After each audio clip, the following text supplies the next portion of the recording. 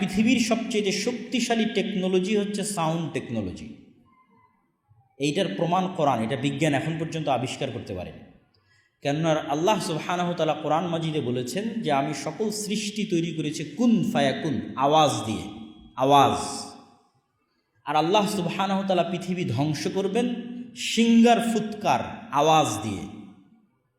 তথা এই প্রত্যেকটা জীব জন্তু জানোয়ার আওয়াজ বুঝে,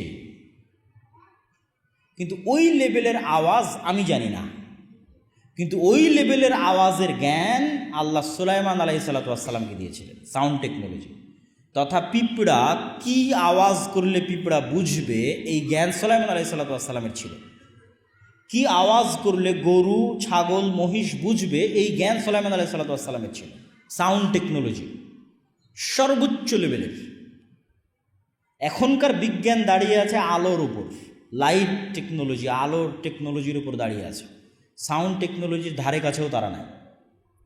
আর ওটাই আল্লাহ সুবহানাহু ওয়া তাআলা মুসলমানদের দিয়ে রেখেছে। কোরআন এই জন্য পৃথিবীর সর্বশ্রেষ্ঠ মুজিজা। কেননা এগুলোর থেকে সাউন্ড, আওয়াজ বের হয়, জিকির, সাউন্ড, আওয়াজ, এগুলো প্রভাব বিস্তারকারী, এগুলো প্রভাব বিস্তার করবেই। কিয়ামতের পূর্ব মুহূর্তে শুধু আল্লাহু আকবার আওয়াজ দিয়ে প্রাচীর ভেঙে যাবে। মানে মুসলমানেরা আওয়াজ করবে আল্লাহু আকবার, আওয়াজে প্রাচীর ভাঙবে।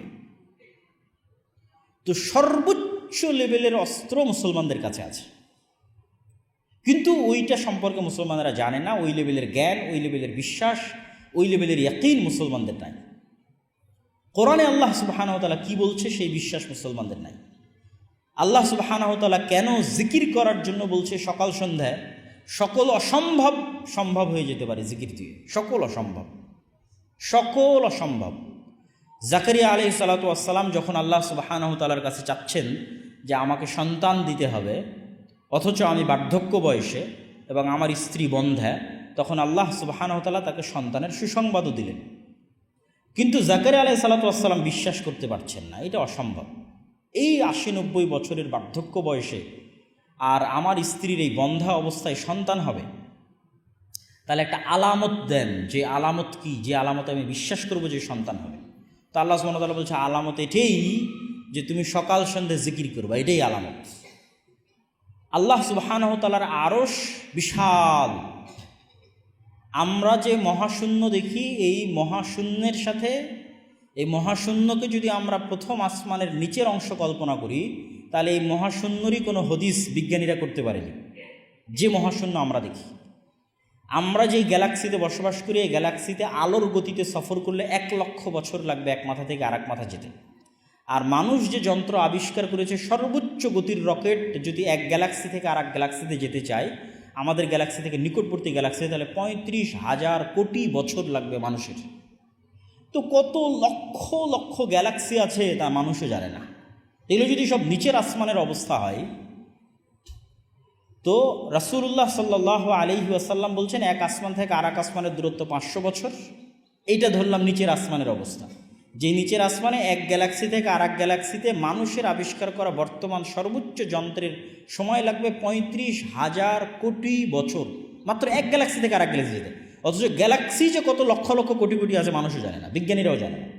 তাহলে এটাই যদি প্রথম আসমানের নিচের অবস্থা হয়, তাহলে এক আসমান থেকে আরেক আসমানের দূরত্ব 500, দ্বিতীয় থেকে তৃতীয়, তৃতীয় থেকে চতুর্থ, চতুর্থ পঞ্চম, পঞ্চম থেকে ষষ্ঠ, ষষ্ঠ সপ্তম।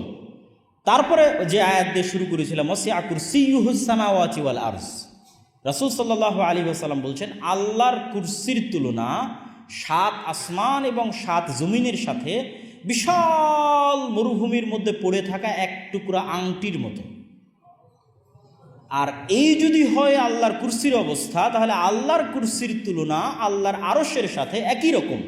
তথা 7 আসমান 7 জমিন যদি বিশাল মরুভূমির মধ্যে পড়ে থাকা এক টুকরা আংটি হয়, আর বিশাল মরুভূমি যদি আল্লাহর কুরসি হয়, তাহলে এই বিশাল মরুভূমি আল্লাহর আরশের তুলনায় এক টুকরা আংটির মতো বিশাল মরুভূমিতে পড়ে থাকা। তো ওই আরশ ফেরেশতারা বহন করবে। তো ফেরেশতাদের বহন করার শক্তি আছে আরশের। এই আরশের ওজন ফেরেশতারা বহন করবে, এই ক্ষমতা আছে। তো আল্লাহ সুবহানাহু ওয়া তাআলা ফেরেশতাদের একটা জিকির শিখিয়ে দিলেন যে তোমরা সবসময় বলবা লা হাওলা ওয়ালা কুওয়াতা ইল্লা বিল্লাহ। এই জিকির দিয়ে তোমরা এই আরশ বহন করার শক্তি অর্জন করতে পারবা।